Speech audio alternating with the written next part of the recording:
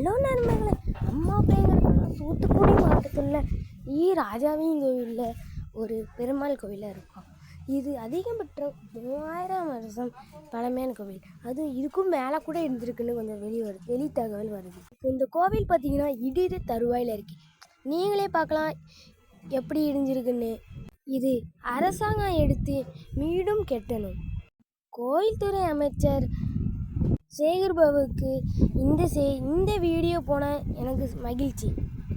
ஏன்னா இந்த கோவிலை இன்னும் கட்டி அமைக்கணும். புரட்டாசி மாதம் சனிக்கிழமை மிகப்பெரிய பூஜை நடக்கும்னு இந்த ஊரில் நம்ம கேட்டிருக்கோம். அடுத்து இதுக்குள்ளே ஒரு சுரங்க பாதை கூட இருக்கான்னு கேள்வி. அதுவும் அந்த பெருமாள் கீழே தான் இருக்கும்.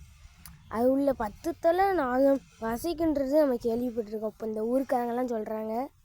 உங்களுக்கும் நேரம் கிடைச்சா தூத்துக்குடி மாவட்டத்தில் ராஜாவின் கோவிலில் அந்த பெருமாள் கோயிலை வந்து தரிசனம் போயிட்டுலாம் உங்களை தாழ்மையிடம் போகிறதுக்கு முன்னாடி ஒரு லைக்கும் சப்ஸ்கிரைபும் தட்டி விடுங்க. இதே மாதிரி இன்ட்ரெஸ்டிங்கான வீடியோ பார்க்கணுன்னா இந்த சேனலில் சப்ஸ்கிரைப் பண்ணிக்கோங்க. பாய்.